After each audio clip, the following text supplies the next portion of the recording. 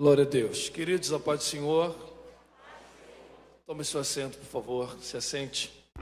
Eu quero louvar a Deus por mais essa oportunidade de poder estar com os irmãos aqui na Assembleia de Deus, Ministério de Madureira, em Vila Alpina. Os irmãos sabem do carinho que eu tenho por vocês, pela história que Vila Alpina tem na minha vida. Eu estou muitíssimo honrado de poder estar participando desse Conectados, tá bom? Quero louvar a Deus pela vida do pastor, presidente desta igreja, pastor Antônio Larentes. Os irmãos estendam a minha gratidão ao pastor desta casa por permitir a minha vinda mais uma vez para pregar a palavra de Deus. E louvar a Deus pela vida do pastor Carlos Larentes, que é o pastor que está aqui representando o presidente desta igreja, e na pessoa do pastor Carlos, todos os obreiros que trabalham para que a Assembleia de Deus de Vila Alpina, não só a matriz, mas todo o campo, continue crescendo em graça e conhecimento. Obrigado.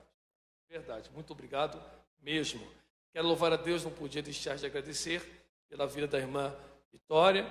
Eu já desejei os meus parabéns e felicidades pelo casamento. A esposa está? Cadê ele? Está ali, ó. Deus abençoe a vida de vocês, tá bom? Sejam muito felizes, obrigado pelo convite. A irmã Vitória, sempre educada, me faz. Louvar a Deus pela vida do pastor Ítalo. Que bênção, irmão. Que bênção. É muita unção para uma pessoa só. Tem que dividir isso. Deus abençoe, de verdade. Tá bom? Amados, faça como o pastor Antônio Larentes ensina os irmãos. Eu pedi para que vocês se assentassem em respeito às moças que estão de salto. Seria indelicado deixá-las de pé enquanto estou agradecendo, porque sei que machuca. Mas se o pastor ensina que os irmãos precisam ficar em pé para ler o texto sagrado, os irmãos, coloque-se de pé. Se ele permite sentados, sentados. Se de pé, os que podem, todos, por favor, em pé. E abra sua Bíblia comigo no livro do Apocalipse, capítulo 2, versículo de número 12. Apocalipse 2, versículo 12. Quero agradecer também ao casal que foi me buscar lá no hotel. Me fugiu o nome. Gabriel e Karen. Que simpatia. Tá? Deus abençoe muito a vida de vocês. Obrigado mesmo, tá? Pela carona aí e o bom papo. Apocalipse 2, versículo 12 está escrito: E ao anjo da igreja em Pérgamo escreve: Estas coisas diz aquele que tem a espada afiada de 2 gumes. Eu conheço as tuas obras e onde tu habitas, onde Satanás está assentado. E tu retens meu nome e não negaste minha fé. Mesmo naqueles dias em que Antipas foi meu mártir fiel, e foi morto entre vós, onde Satanás habita. Mas eu tenho umas poucas coisas contra ti, porque tens aí os que sustentam a doutrina de Balaão, ensinava a Balaque a lançar uma pedra de tropeço diante dos filhos de Israel, para comerem coisas sacrificadas aos ídolos e para cometerem fornicação. Assim, também tens os que sustentam a doutrina dos nicolaítas, a qual eu odeio. Arrepende-te, senão eu virei a ti rapidamente e lutarei contra eles com a espada da minha boca. Se você puder e quiser, diga amém. Amém. Tome seu assento, por favor. Amados, eu tenho um ótimo tempo. Dentro desse tempo, vou respeitar e será o suficiente para nós meditarmos. Mas eu preciso aqui da sua paciência em especial esta noite. Vou me aproveitar que nós não estamos numa festividade, estamos num culto. E aí eu posso ser um pouco mais lento, mais devagar. Então eu criei aqui um pequeno esboço para tecer alguns comentários que considero importantes para antes de nós mergulharmos na proposta de Deus para nós.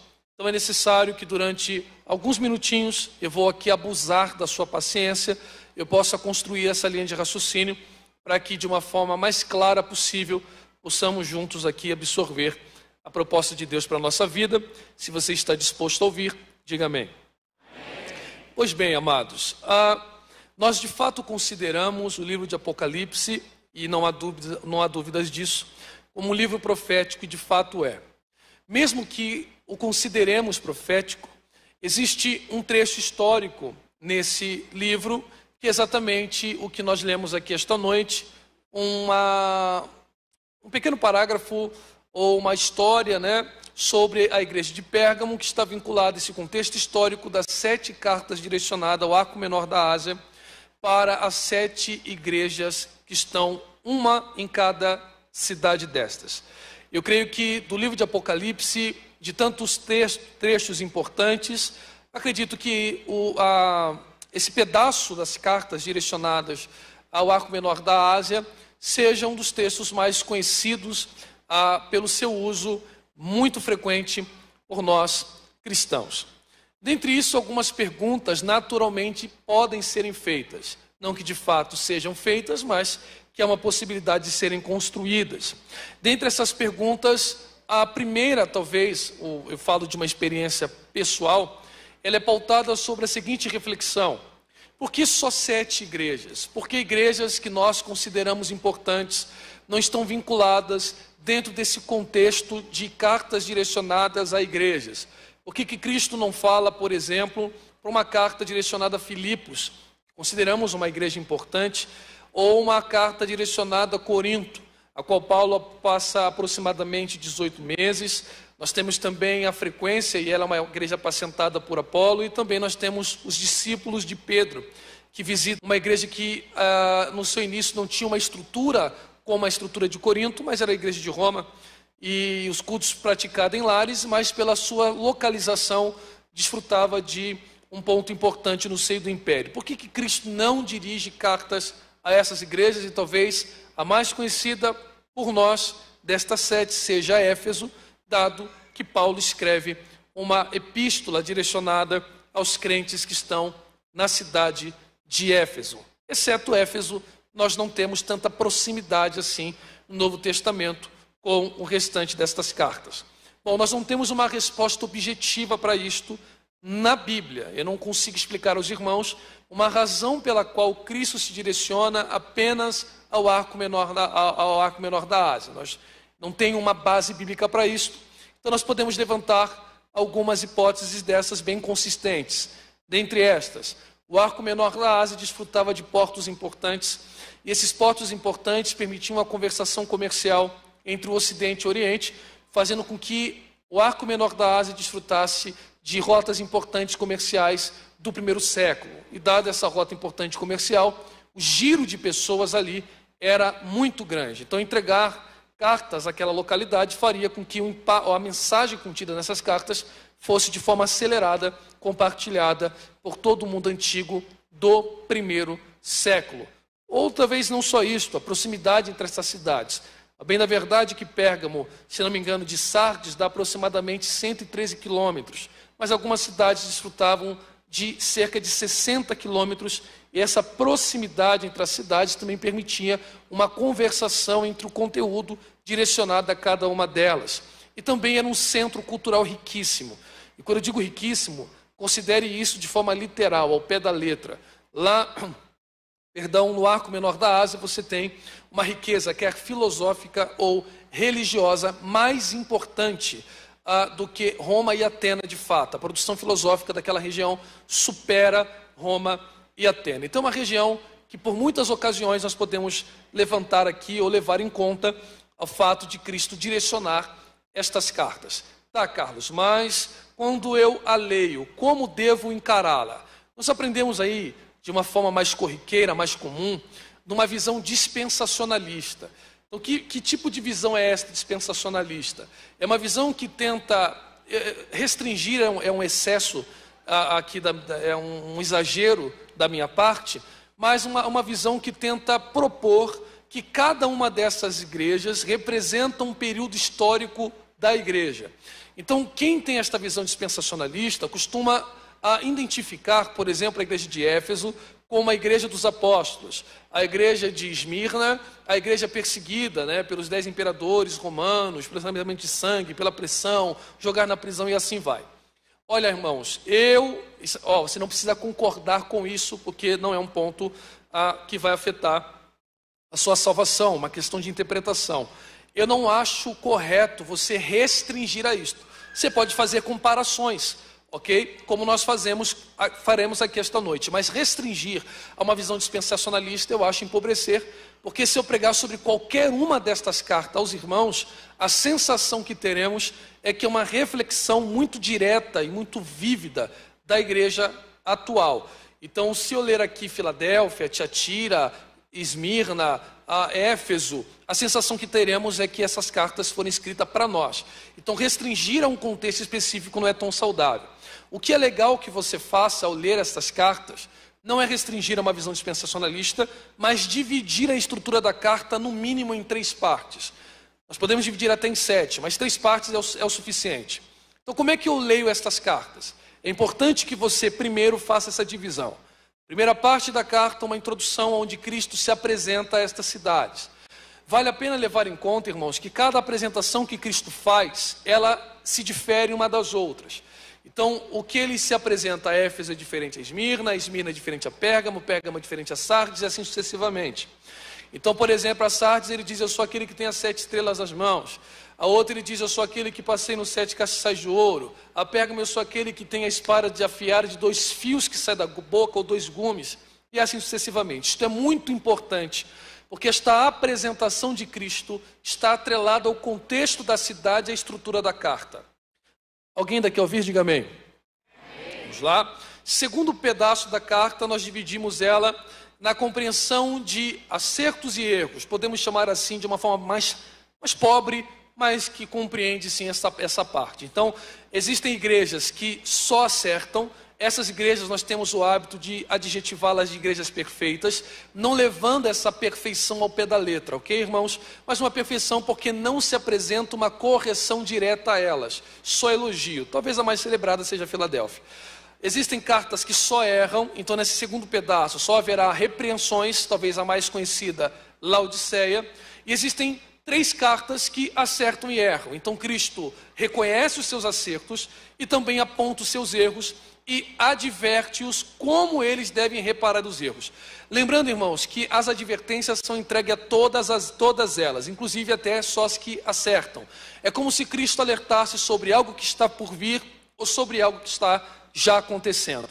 E a última parte da carta é a parte em que Cristo promete dar aos vencedores, estes que ouviram as advertências e a colocaram em prática. E uma vez colocando em prática, não só ouvindo o que o Espírito estava dizendo e colocando em prática aquilo que havia sido advertido, um galardão prometido àqueles que trilhariam o caminho apontado por Cristo. Então, tudo ali é importante nós levarmos em conta, porque tudo está atrelado uma coisa a outra, inclusive essa apresentação de Cristo a Pérgamo. Só que antes de nós levarmos em consideração essa espada que sai da boca de Cristo, é necessário nós levarmos um acréscimo que há só na carta a Pérgamo. E esse acréscimo é: eu conheço as tuas obras. Amados, a expressão conheço, no contexto de Apocalipse, não é um mero conhecer. É um conhecer de fato de caminhada, de construção de história, de vida. Então Cristo está dizendo assim: olha, eu conheço vocês de forma muito íntima. E por que ele fala isso em todas as cartas? Eu conheço as tuas obras. Porque ele se coloca na condição exclusiva de conhecê-los de forma muito aprofundada, de sugerir como reparar os erros e onde reconhecer os seus acertos. Só que para Pérgamo, não é só as obras que Cristo está levando em conta. Para Pérgamo, ele está levando em conta a localização da cidade. Aí ele diz só para Pérgamo: olha, além de conhecer as tuas obras, eu sei que você habita aonde está o trono de Satanás. O que nos leva à seguinte pergunta, pastor Ítalo: por que Pérgamo está no trono de Satanás? Que referência é esta? Esse trono é um trono literal? É uma alusão? Da onde nós podemos interpretar isto? Mais uma vez, como o texto sagrado não nos propõe uma ideia direta, há no mínimo 4 interpretações das mais conhecidas. Óbvio que existem três que eu não as considero tão bem relacionadas com o texto. E existe uma da qual eu opto, não só eu, mas acredito que é a visão majoritária. Mas para ser justo, e como temos bom tempo e eu pedi a sua paciência, eu vou aqui citar as 4 interpretações, mas só se eu não estiver cansando os irmãos. Estou cansando os irmãos? Vamos lá. Primeira interpretação é a localização de Pérgamo. Pérgamo era uma cidade que estava alta, numa montanha. Eu não quero errar aqui, mas eu acho que estava aproximadamente 300 metros a nível do mar. Então via-se Pérgamo de longe. Há os que acreditam que ao ver Pérgamo de longe, pastor Carlos, nós tínhamos uma aparência de trono, a estrutura da cidade lembrava um trono. Eu acho isso muito forçoso, mas para ser justo, como não há uma visão factual, um texto que apoie isto, vale a pena citar. Eu acho forçoso demais, mas há quem interprete assim. A segunda visão proposta sobre Pérgamo, ela está sobre a questão do paganismo. Isso está muito bem estruturado, bem da verdade, porque a cidade de Pérgamo, ela era um grande centro cultural na sua época, e ela tem uma biblioteca importante com aproximadamente mais de 200 mil volumes. Não só isto, você tem na cidade de Pérgamo um templo, um altar dedicado a Zeus, gigantesco. Você tem um templo dedicado a Roma, um templo dedicado a Atena, um templo dedicado ao imperador Augusto, e a cidade era impregnada de paganismo. Então, muitos templos pagãos, Augusto, Augusto, Atena, Roma, Zeus, um altar de 12 metros de altura. Então, alguém diz assim, olha, o excesso de paganismo é a questão do trono de Satanás. Eu não creio ser isto, mas é uma visão muito bem proposta. A terceira visão está colocada sobre os pés de Zeus. Então, nesse altar que você tem dedicado a Zeus de 12 metros de altura, as pernas do gigante tinham aspecto de serpente. E existia um deus adorado chamado de Asclépio, que o seu símbolo era em formato de serpente, que faz alusão direta, segundo os textos sagrados, ao diabo. Então, há alguém que interprete isto, também acha um pouco forçoso como a primeira interpretação, mas não é uma heresia. E por último, a qual eu acredito ser a correta, que está sobre o versículo que diz: a minha testemunha fiel Antipas, meu mártir.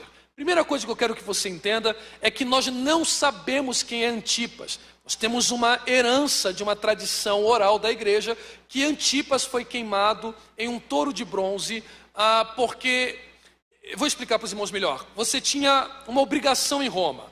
Você deveria, no Império Romano, prestar culto ao imperador, exceto a religião judaica que tinha liberdade no Império.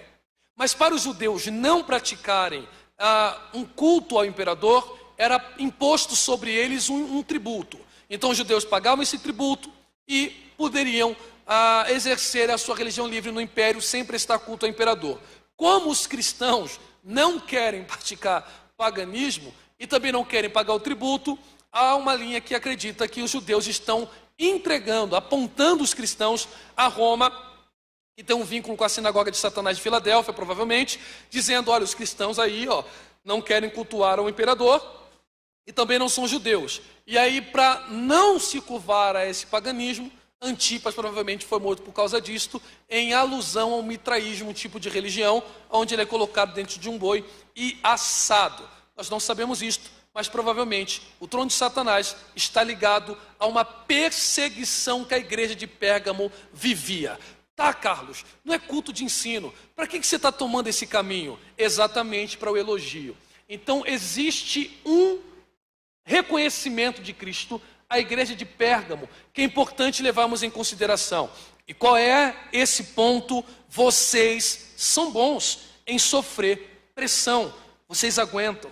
Vocês suportam, vocês são fortes, pancada de fora não machuca vocês, e vocês estão de parabéns, desde o tempo de Antipas, queimado em um boi, e vocês aí estão aguentando esta pressão do trono de Satanás, que faz alusão a isto. Só que, conforme você vai vendo Pérgamo se mostrando firme diante ao trono de Satanás, que provavelmente é essa perseguição romana, lembrando aos irmãos que a grande perseguição não havia se iniciado, ok? Mas foi um mártir ali importante, ao qual o próprio Cristo está dando testemunho.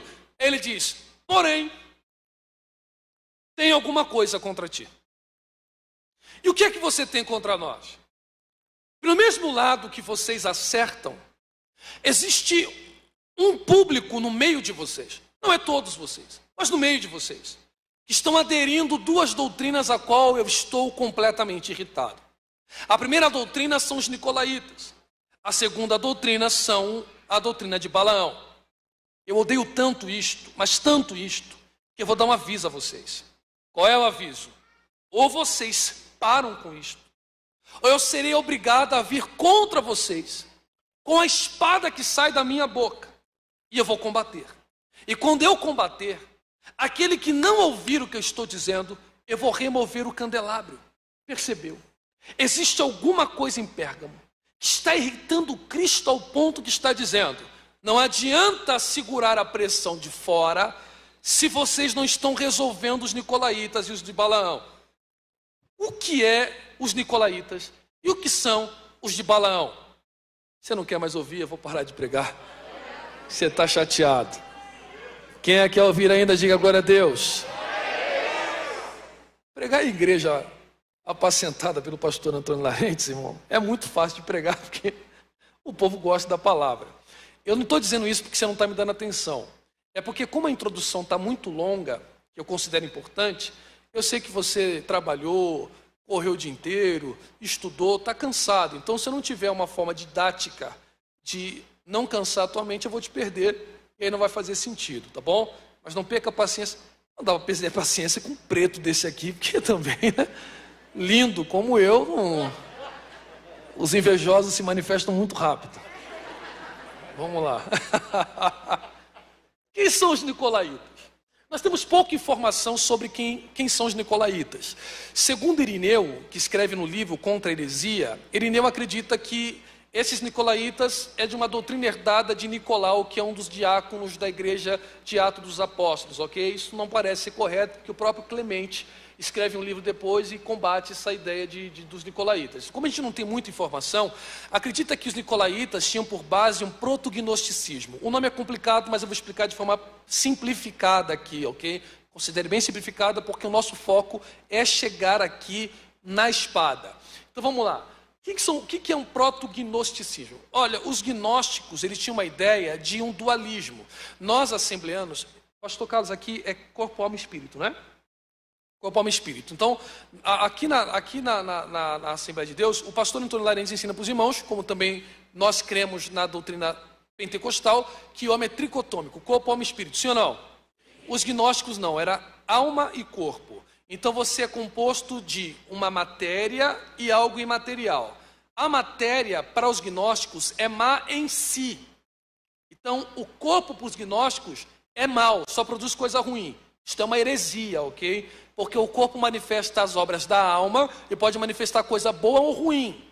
E a alma, proveniente do divino, é boa em si. O que os gnósticos... Irmão, estou sendo aqui bem simples, ok? Bem grosseiro. O que os gnósticos dizem? Que o importante é você libertar a alma do corpo. Então você tem duas formas de você libertar a alma do corpo. Primeiro, se entregando ao ascetismo total, ou seja, amarrando os seus impulsos carnais. Ou você se entregando a todo tipo de imoralidade. E aí você degrada o corpo e liberta a alma. Então o importante para o gnóstico é que não importa o que você faça de mal, porque você nunca vai parar de fazer algo mal, porque o corpo é mau e a alma é boa. Então é importante que o corpo se desgaste. Então eu quero que você entenda aí, no geral, que nicolaíta é imoralidade. É o que, irmãos? Imoralidade. Ok? Essa é a ideia dos nicolaítas no texto. E a doutrina de Balaão? E aqui que eu vou tomar mais um pouquinho de tempo dos irmãos. A palavra doutrina aqui no grego, ela vem da compreensão no texto ali de tutoria. E aí que complica um pouco, porque Cristo está dizendo para Pérgamo: há entre vocês aqueles que aderem à doutrina de Balaão. E a expressão doutrina denota tutoria ou método, ou uma metodologia, que me parece um pouco contrária ao texto sagrado. Você consegue abrir a Bíblia em Números, capítulo 22, versículo 1 ao 6? Nós vamos mergulhar, irmãos. Nós estamos construindo um bom raciocínio aqui para a gente mergulhar. Números 22, do 1 ao 6. É possível, eu não sei se é possível jogar na tela. É possível fazer isto? Ou alguém lê, só para não precisar abrir a Bíblia, para a gente ganhar tempo. Números 22, do 1 ao 6. Alguém se propõe a ler em voz alta para a gente? Você lê para mim, professor? Obrigado. Depois partiram os filhos de Israel e acamparam-se nas campinas de Moabe, desta banda do Jordão de Jericó. Viu, pois, Balaque, filho de Zippor, tudo o que Israel fizera aos amorreus. E Moabe temeu muito diante deste povo, porque era muito. E Moabe andava angustiado por causa dos filhos de Israel. Pelo que Moabe disse aos anciãos dos midianitas: agora lamberá esta congregação tudo quanto houver ao redor de nós, como o boi lambe a erva do campo. Naquele tempo, Balaque, filho de Zippor, era rei dos Moabitas.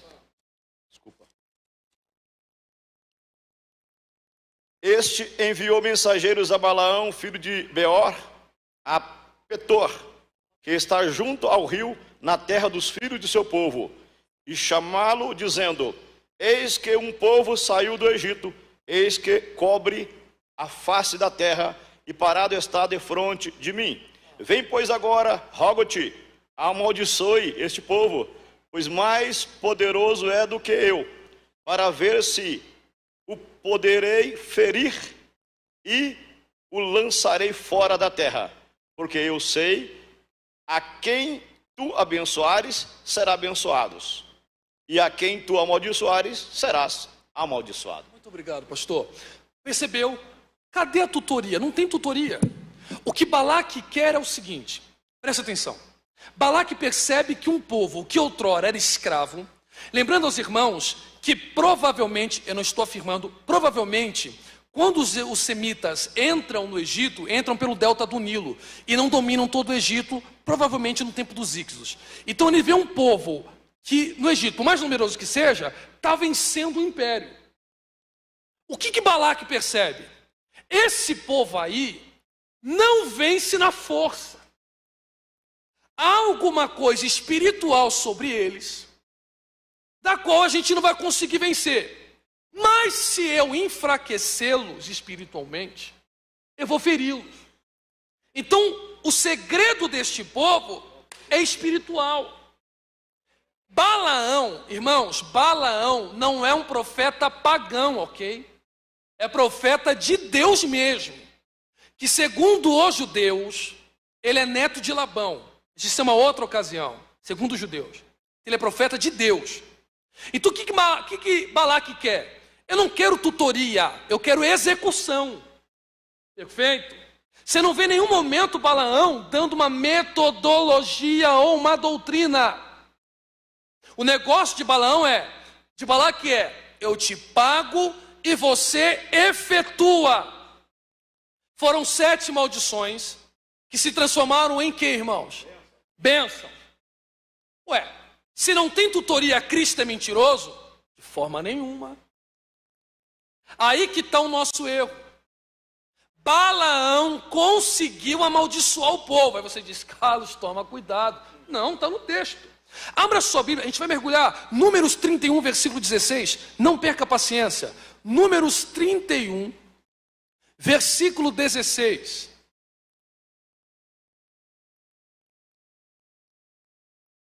Olha o que está escrito.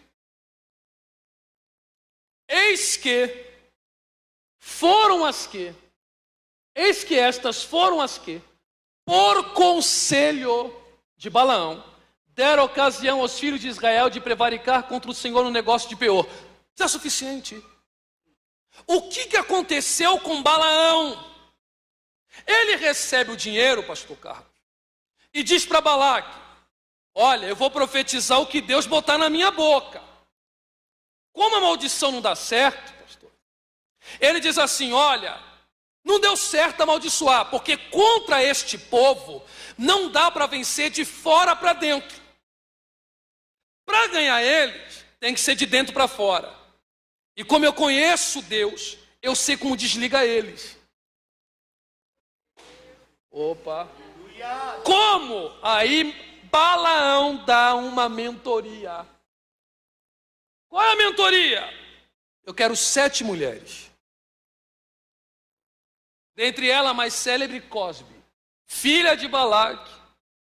Aí Balaão diz: manda para eles. E elas vão. Os príncipes da casa de cada tribo deitam-se com as mulheres. Até aí, segundo a lei de espólio de guerra, não há problema. O problema é que por meio da ação sexual, elas começam a puxar eles para o culto de Baal Peor. E quando eles vão para o culto de Baal Peor, Balaque nem precisa tirar a espada, o próprio Deus começa a matar o povo. Então de dentro para fora o povo começa a ser amaldiçoado. Lembrando aos irmãos que a palavra prevaricar, utilizada no texto que lemos, vem do hebraico Maal. Se escreve aí transliterado M-A-A-L, ok? Maal, que significa deslealdade e infidelidade. O que Balaão está dizendo é, para enfraquecer este povo, eles precisam ser infiel a Deus. Se eles forem infiel a Deus, a gente desliga e machuca eles, e eles não crescem mais. Então qual é a doutrina de Balaão e de Nicolaíta? Imoralidade e idolatria. Aí você disse: Carlos, mas espera aí, a epístola não é atual, a igreja evangélica não é idólatra. Só que a nossa concepção de idolatria sempre é vinculada a culto a pessoas ou a imagens, ou a ídolos, sim ou não? Existe algum outro tipo de idolatria, Carlos? Claro que existe. Por favor, para a gente mergulhar de cabeça, abra rapidamente Colossenses capítulo 3, versículo 5, não perca a paciência, por favor. Colossenses 3, versículo 5. Colossenses 3, versículo 5. Olha o que está escrito. Paulo diz o seguinte: prostituição, impureza, apetite desordenado, vil concupiscência e avareza são o quê? Idolatria. Aí você diz: Carlos, mas aí é um texto isolado. Não. Carta aos Efésios, capítulo 5, versículo 5. Epístola aos Efésios 5, 5. Olha o que Paulo diz em Efésios 5, 5. Os devassos, impuros, avarentos são o quê? São o quê? Aí você diz: ah, mas aí é só 2 versículos. Tá bom, eu te dou outro. Filipenses capítulo 3, versículo de número 19. O que é que Paulo diz aos Filipenses capítulo 3, versículo 19? Paulo diz que alguns dentre o povo de Deus faz do seu ventre o seu próprio ídolo. O que é que está acontecendo com Pérgamo? Pérgamo é uma igreja forte para fora, fraca do lado de dentro. Vou repetir para os irmãos: a igreja de Pérgamo é uma igreja que suporta a pancada do lado de fora, mas não suporta vencer do lado de dentro. Quando eu digo do lado de dentro, eu não digo instituição, eu digo indivíduos. O que Cristo está dizendo é: tem alguns dentre vocês que não conseguem se vencer, e como eles não se vencem, eu vou ser obrigado a visitar eles com a espada que sai da minha boca. Primeira questão: espada não sai da boca, espada anda na mão. Por que a espada sai da boca? E por que ele está dizendo para Pérgamo que tem uma espada e não uma lança? Porque em Pérgamo você tem a casa do procônsul romano, que era uma espécie de governador de província, que tinha poder quase ilimitado sobre os militares e poder também jurídico. E poder jurídico, o poder de juiz, o que significa dizer que o poder de justiça, o símbolo de justiça romano, é uma espada da Trácia de folha larga e afiada de 2 gumes. Então Cristo está dizendo para Pérgamo: não é um juiz humano que está falando com vocês, mas aquele que tem toda a justiça de Deus nas mãos.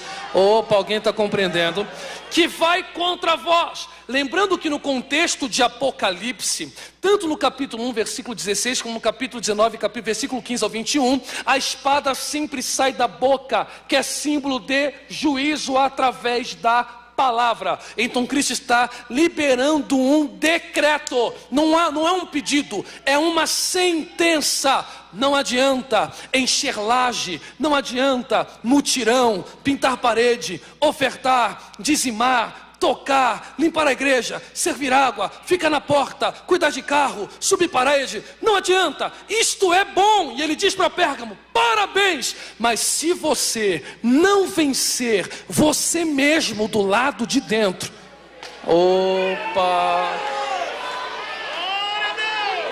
as coisas não irão funcionar. Agora olha que impressionante, impressionante o que, Carlos? Existe uma lei de guerra, e eu preciso ler esta lei de guerra para que os irmãos entendam. Em Deuteronômio capítulo 20, versículo de número 10, Deuteronômio capítulo 20, versículo de número 10, existe uma lei de guerra. Qual é a lei de guerra? Deuteronômio 20, versículo 10, a lei de guerra é a seguinte: Deus diz para o seu povo: quando vocês chegarem em alguma cidade para combatê-la, apregoar-lhes o que, irmãos? O que, irmãos? Quem quer ouvir ainda, diga amém. Não perca a paciência, eu sei que estou abusando, mas eu disse que seria longo. Olha aqui, o que Deus está dizendo é o seguinte, pastorito: quando vocês for guerrearem, não use a espada logo de cara. Tem guerra que a gente vence na conversa. Perfeito. Vai conversando que resolve. Mas no contexto aqui, contra Balaque, não tem paz. Deus diz logo assim, ó, lá no capítulo 31, mete a espada. E como é que Balaão morre?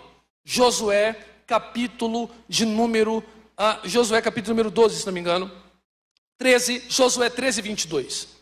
Josué 13, 22 diz que Balaão caiu a fio de espada. Olha como é que está tudo intercalado. Balaão morre na espada, Cristo tem espada na boca. Pérgamo é a cidade da espada, é a cidade do juízo. Então Cristo está dizendo o seguinte: tem coisa que você consegue vencer na conversa, mas aquilo que não vale, não é bom do lado de dentro, não dá para conversar. Não se conversa com imoralidade e idolatria. Aquilo que te arranca de Deus não tem bate-papo. Ou você mete a espada, ou seu candelabro será removido. Opa, alguém está comigo? Diga glória a Deus. O que está aqui em conta é mais ou menos isto. Como os mais antigos diziam, naquele dia vai ter surpresa, porque vai ter gente como Pérgamo, que pregou em congresso, que escreveu livro, que sociologia, que pregou a palavra, que viajou o país afora, mas quando chegar diante de Deus, ele dirá: enfiou a espada em você? Não. Então não se converteu, porque princípio de conversão é morte. Não vivo mais eu, mas Cristo vive em mim. Senão, o próprio Cristo diz o seguinte no capítulo 8 de Marcos: aquele que deseja vir após mim faz o quê? Faz o quê? E depois? Então tem crente que está na igreja há 20 anos e não sabe o que é cruz, porque não enfiou a espada nele mesmo. Então Pérgamo é Joabe. Por que Joabe? Porque Davi entendeu que não dá para viver promessa de Deus com Joabe vivo. Vou repetir para você guardar isso no seu coração, e agora a gente vai mergulhar. Não dá para viver as coisas de Deus com Joabe vivo. Por que não dá? Porque Davi quer dialogar com Joabe. Joabe é teimoso, pastor Ito. Ele diz para Joabe: senta, Joabe levanta. Ele diz: para, Joabe vai. Ele diz: vai, Joabe para. Ele diz: não mata, Joabe vai lá e enfia a espada. Ele diz: Joabe não fala, Joabe vai lá e fala. Ele diz assim: Joabe dá uma segurada, Joabe vai lá e peita. E por que ele é Pérgamo? Porque quem tomou a cidade de Jebus foi Joabe. Joabe é bom para a obra. Se você falar para Joabe: vamos pintar a parede, ele vai lá e pinta. Tem que encher a laje da congregação tal, Joabe está lá cedo. Mas se você der uma ordem para Joabe, Joabe não sabe o que é conversa pacífica. Aí quando Davi vai morrer, ele diz para Salomão: Salomão, trono na igreja não é um cargo político, é uma separação divina. Então, como Deus tem um chamado com você, Salomão, eu quero que você vá bem. E para você ir bem com o chamado de Deus, enfia a espada nesse tal de Joabe. Se você não der glória a Deus, eu acho que você já se irritou comigo. Ué, mas Joabe não é teu amigo? Joabe não é teu parceiro, Davi? É, mas é teimoso. Perceba que Salomão já está governando aproximadamente 3 anos, segundo o texto do capítulo 2 do livro de 1 Reis, até o último versículo, onde Benaia mata Simei, se eu não me engano. O que está acontecendo no contexto é que para o povo Salomão já é rei, mas Deus está dizendo: se o seu Joabe está vivo, eu não te confirmo. Vou repetir para você. O povo olha e diz: como prega? E Deus está dizendo: não, ainda não está confirmado porque Joabe está vivo. O povo olha e diz: meu Deus, como canta? Aí Deus diz assim: canta bem, mas está com Joabe ainda vivo. Aí Salomão se lembra do pedido do pai e diz assim: olha, Benaia, vai lá em Joabe, porque eu quero viver as coisas de Deus e eu preciso matar Joabe. Aí Benaia diz: para mim é mole. Ele pega a espada. Quando Joabe vê que vai morrer, ele corre para dentro do templo, pastor Carlos, apoia no chifre do altar e clama clemência como Adonias. Aí Benaia volta para Salomão e diz assim: Salomão, eu quero matar ele, mas ele não desgruda do altar. Aí Salomão diz: pois é, só tem um jeito de matar Joabe. Se não for no altar, as minhas inconstâncias não morrem. Se não for no altar, as minhas imoralidades não falecem. Se não for no altar, aquilo que me distancia de Deus não morre. Então quem não tem altar não consegue viver os projetos de Deus. Mas se cada jovem aqui olha aí, se cada jovem esta noite entender que canal no YouTube é importante, mas se teu Joabe estiver vivo, o teu candelabro vai ser removido.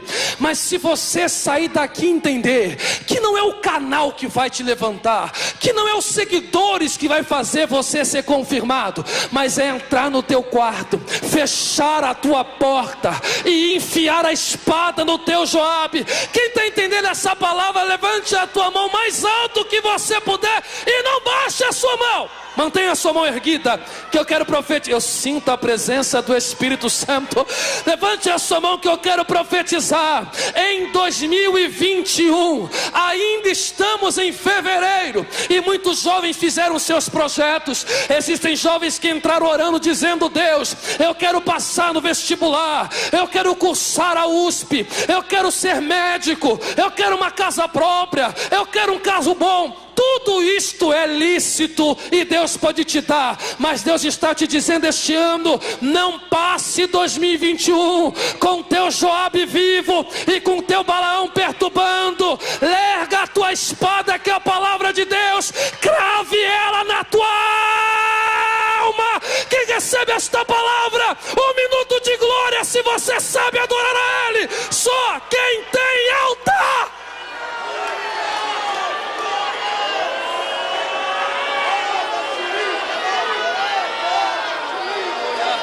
Não pare de adorar. Feche os olhos e abre a tua boca.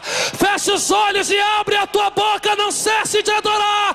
Sempre sedes abundante na obra do Senhor. Firmes e constantes. Firmes e constantes. Firmes e constantes. Firmes e constantes. Se não for desagradável, coloque a mão no ombro do jovem que está ao seu lado. Isso. No ombro dele. Chacoalha ele, chacoalha ela. Em nome de Jesus. E diga para ele que você tenha muitos seguidores, que você compre o carro dos seus sonhos, que você tenha a sua casa própria, mas não esqueça que tudo isso passará, e o importante é entrar na glória matando o seu Joabe. Não, eu não estou pregando para uma juventude viva, não. Só quem acredita no que eu estou pregando, dá um pulo dessa cadeira, uma gazela de glória. Os que têm coragem de matar o seu Joabe.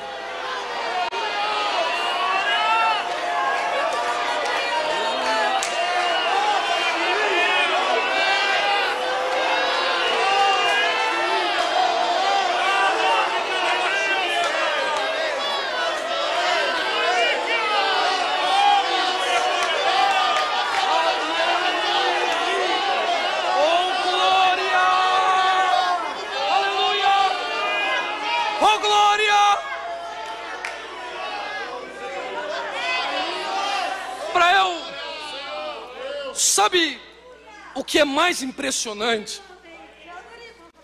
É que nesse contexto aqui da metodologia de Balaão, irmãos, Moisés chora e a congregação chora. Todo mundo chora. Eu disse: quem está chorando? E a praga comendo solto, irmão. a praga devorando o povo. O cenário é de desgraça, lembrando que a palavra desgraça, ela acaba sendo polissêmica, mas desgraça no sentido de perder graça. E o príncipe da tribo de Simeão pega na mão de Cosbe e vai para a tenda. Aí Finéias fala, não, aqui não. Ele pega uma lança, irmão.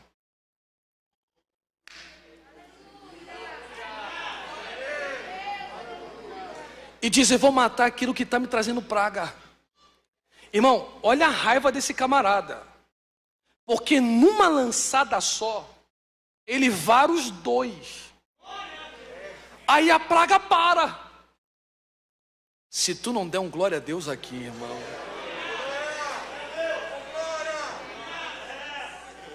Aí Deus entra na conversa e diz para Moisés, Moisés, Finéias foi o único que entendeu. Que o quê? Que eu sou ciumento. Irmão, ciumento ali é ciúme de marido e mulher mesmo. É ciúme mesmo. Eu não gosto que meu povo se divida comigo.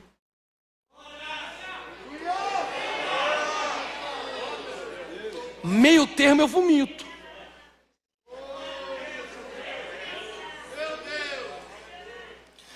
E o que ele fez? Tomado pelo meu zelo, ele matou aquilo que estava matando ele. Então agora, olha isso. O sacerdócio era só em Arão. Mas como ele matou a praga por dentro, eu vou fazer de Finéias sacerdote também. Vai melhorar. A palavra sacerdote, que é kohen em hebraico, não tem uma definição muito correta. Então, para alguns, kohen significa aquele que se prostra diante de Deus, como também pode significar aquele que se levanta diante de Deus. Eu gosto de usar as duas. O sacerdote é aquele que se prostra, e quanto mais ele desce... Só que a palavra Simeão, olha como é perfeito. Vem do hebraico Shimon.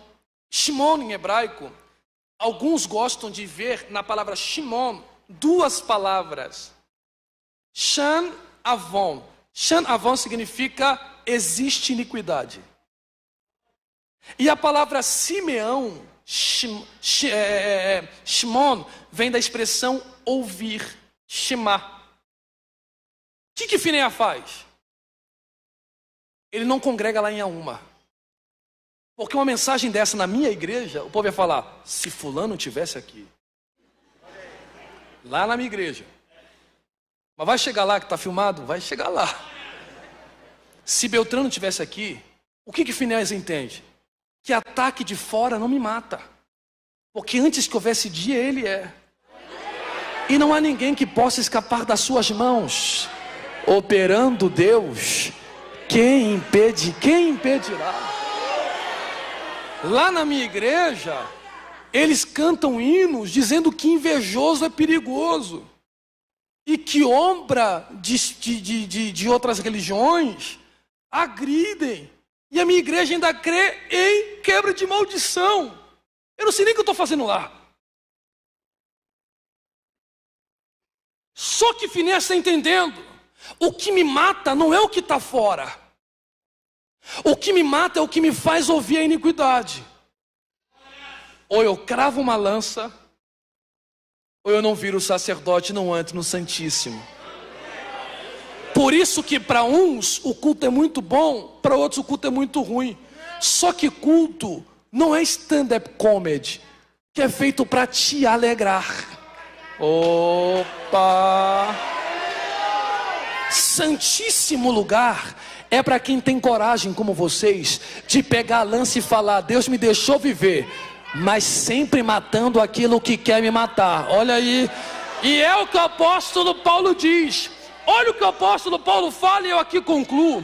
Eu nunca vi Paulo reclamando: ai, porque a chicotada me desviou. Ele disse: não, eu fui chicoteado, eu desci em balde, eu peguei doença, eu passei necessidade, eu tive abundância. Ele disse: isso aí eu tirei de letra, ao ponto que eu digo, eu posso todas as coisas daquele que me fortalece. Quando é que eu vejo Paulo sofrendo? Ah, foi me dado um espinho na minha carne, e aí o enviado do diabo me esbofeteava, e aí eu percebi que eu não era nada, eu era fraco, tão fraco que em Romanos capítulo 7 ele diz: eu sou tão miserável que eu não consigo me controlar. Meu Joabe está vivo, e o bem que eu quero fazer eu não faço, mas o mal que eu quero fazer eu acabo fazendo. Então eu sou um miserável, e como eu sou miserável, a espada do Espírito no capítulo 8 me liberta desse corpo da morte.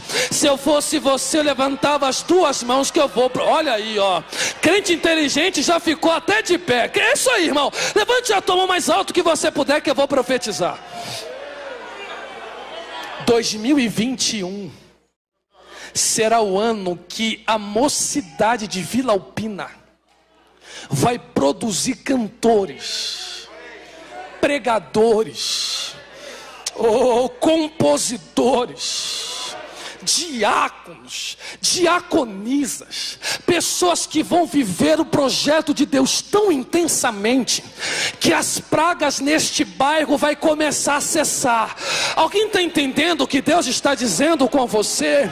Deus está procurando alguém que tem coragem de se amarrar no altar e dizer: o problema não é o outro, o problema é em mim. Mata em mim o que não presta e faz em mim um vaso novo, e que não precise uma outra geração, que seja a geração da Almar de Cavalo de 2021, que vai mudar São Paulo, incendiar esta cidade.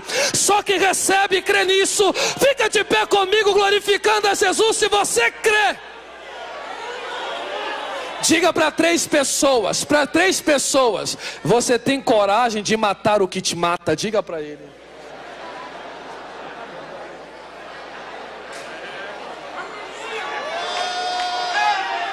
Oh, glória.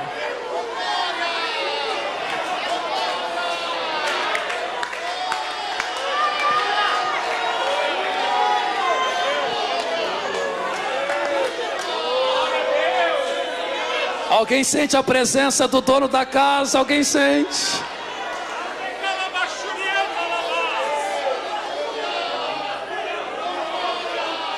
Oh, irmão, que presença é essa aqui?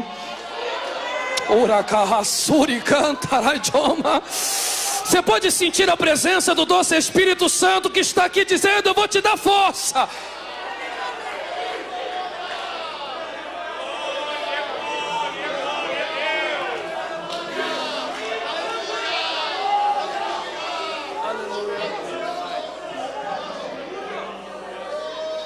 Não dá mais para dialogar com isso. Está na hora da gente enfiar a espada. Vou repetir esta frase: se você continuar dialogando, você vai perder a guerra, porque Balaão quer te praguejar inteiro. Deus está dizendo: é hoje, é agora.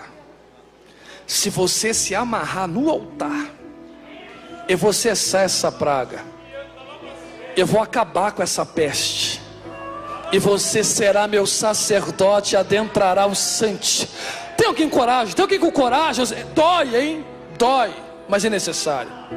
Feche seus olhos, por favor. Oh, aleluia. Aonde está o seu Joabe? Eu sei os meus, hein? Eu disse no plural mesmo. Eu sei os meus. A minha oração hoje é que Deus não dê força, porque querer eu sei que a gente quer. O que nos falta às vezes é coragem, mas a lança já está posta, a espada já está afiada. O que Deus não quer é que seu candelabro seja removido. Feche seus olhos, eu quero orar com você. Mas antes de orar, eu quero que você... Agora é só chamado, ok? Eu quero que você pense só no lado espiritual essa noite. A voz que Deus te deu não é sua. A inteligência que Ele te deu não é sua. Ele quer usar você como instrumento dele. como Ele tem usado, e vai usar muito mais Alma de Cavalo. Eu disse ao pastor Carlos, está parecendo festa, num culto de jovem, a igreja está desse jeito. Isso é avivamento, irmãos. Compreende? E o diabo não vai estragar o projeto de Deus para essa mocidade. Não vai. Oh, Espírito Santo de Deus. Fecha os teus olhos aí. Eu vou fazer uma oração curtíssima. E o meu único pedido é que no término nela você adore. Eu não sei como você adora. Uns choram, outros gritam, outros dão aleluia, outros falam glória a Deus, outros pulam, outros caem de joelho. Eu não sei. Eu só quero que você se amarre no altar. Olha aí, ó, já começou. Eu só quero que você seja sincero com o Papai do Céu, porque Ele não expõe ninguém na rede social, pastorito. Ele trata, Ele cura, Ele não expõe, Ele não ridiculariza. Ele diz: vinde a mim os que estão cansados e sobrecarregados. Ele diz: ei Jeremias, desce na casa do oleiro para você ver como é que eu faço com Israel. Nem que eu desmonto, mas eu faço eles um vaso novo. Aí Paulo diz: é sobre os vasos de barro que tem excelência de glória dentro. Você acha que você é à toa? Você acha que você está aqui de bobeira? Você acha que você é só mais um? Você é uma arma na mão de Deus. Você está entendendo? Você é um instrumento poderoso na mão dele. E o diabo não vai botar a pata suja nesse propósito. Não vai. Senhor, aqui está o Alma de Cavalo, Senhor, como sempre esteve, fortes, firmes e vigilantes. O que nós te pedimos, Senhor, é que de fato as tuas mãos misericordiosas e de uma misericórdia infinita se estenda sobre Vila Alpina, Senhor, e abençoe estes jovens de uma forma poderosíssima ainda este ano, que tem sido profetizado e diagnosticado como crise.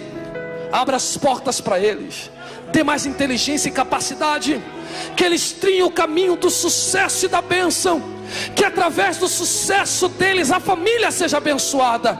Mas o que te peço, Senhor, é que na mão direita esteja a lança e na mão esquerda esteja a espada, e aonde eles pisarem os pés sejam um altar. Que eles façam como João Batista: quanto mais eles morrem, mais o Senhor aparece. Quanto mais eles se negam, mais a sua glória vai adiante.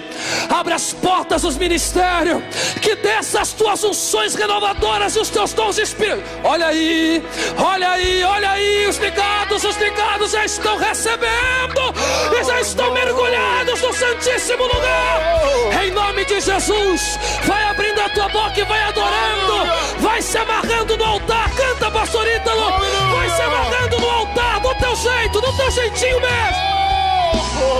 Se entrega, se entrega, se entrega, se entrega. Meu Deus, olha o que o Papai do Céu está fazendo. Louvar-te é bem mais do que eu mereço. Adorar-te é mais profundo. Não cesse a tua adoração, adore com o pastor Ítalo, se entregue.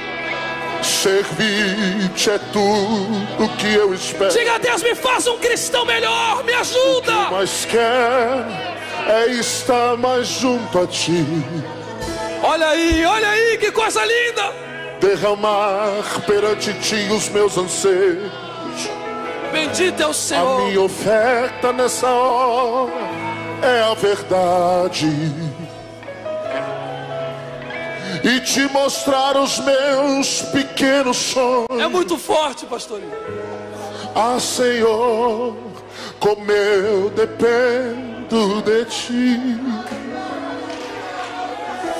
para me curar, para me ensinar. Se amarre no altar, se amarre no altar.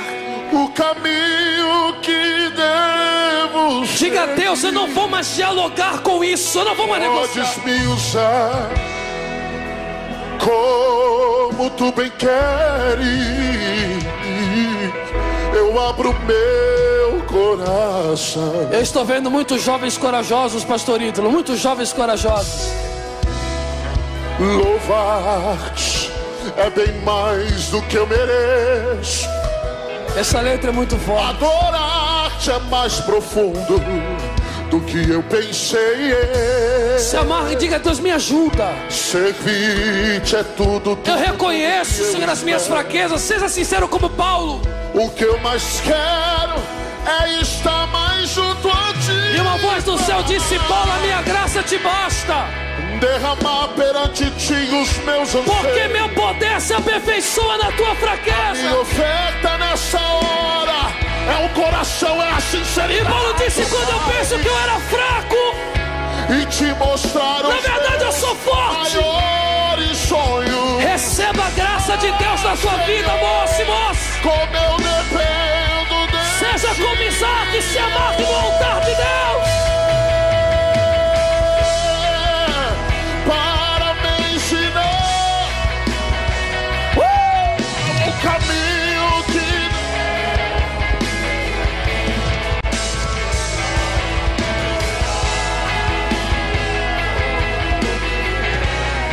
Deixa incendiar, deixa incendiar.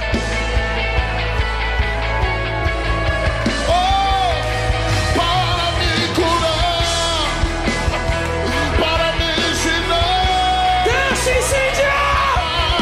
o caminho que devo seguir. Podes me usar como tu bem queres. Não converse com Balaão, grava a espada nele. No meu coração.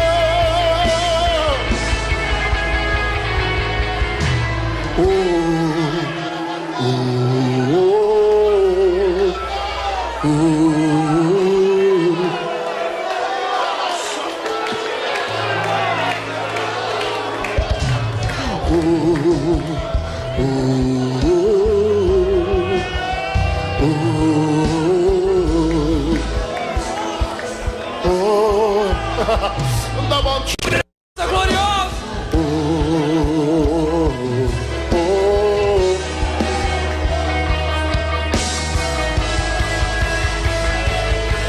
Para me curar, para me curar, para me ensinar o caminho que devo seguir. Podes me usar como tu bem queres. Eu abro meu coração para mim.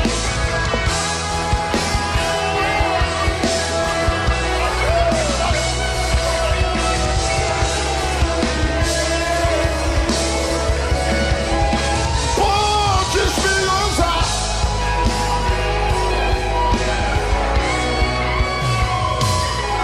Eu abro meu. Tome seu assento por um minuto só, que eu quero fazer um convite especial.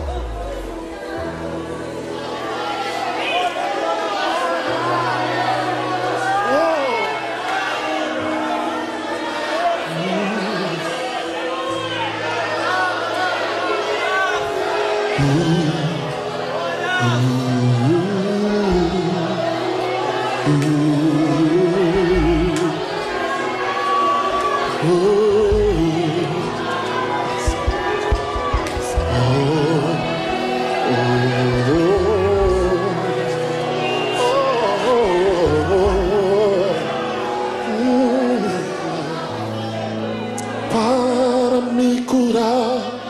Talvez existam jovens aqui essa noite que por alguma razão se desataram do altar.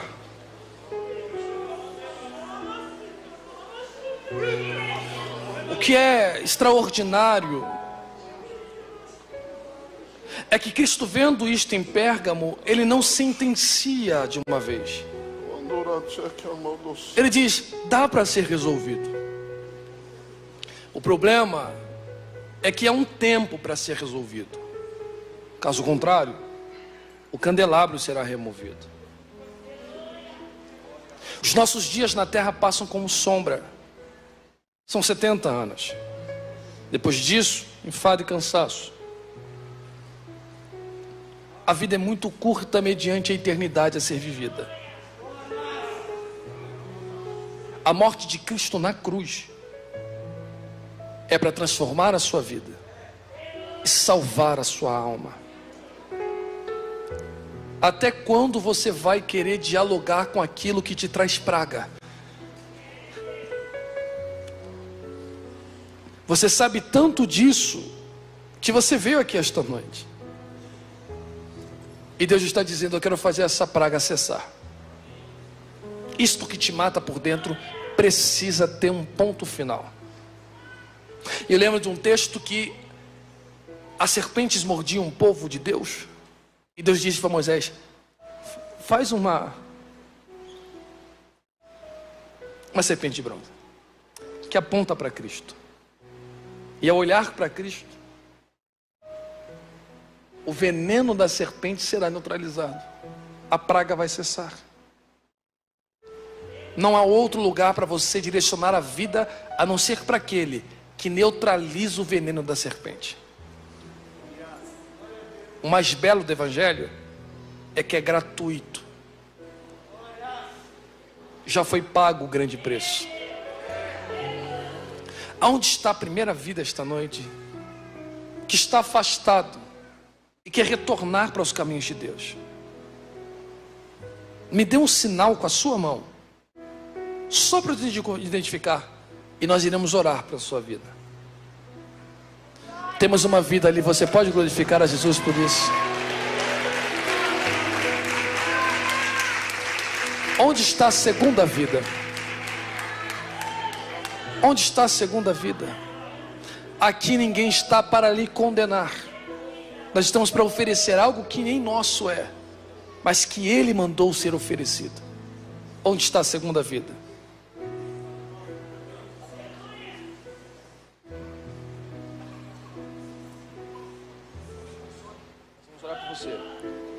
Nós vamos orar por você. E eu tenho certeza que isso será sanado em nome de Jesus. Onde está a segunda vida? Há mais alguém esta noite? Carlos, eu nunca aceitei a Jesus. Você não sabe o que você está perdendo. Não há vida melhor do que viver para Cristo. Onde está a segunda vida?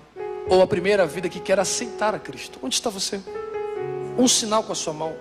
Nós queremos orar por você. Não tenha vergonha, não tenha medo. Alguém vai pegar na tua mão, como foi pego na mão desse jovem. Nós iremos orar pela sua vida.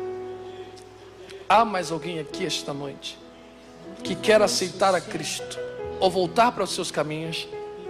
Se não houver, ou se há e não se decidiu, que Deus lhe conceda uma nova oportunidade. Quantos são gratos a Deus pela vida desse jovem? Diga glória a Deus. Pastor Carlos.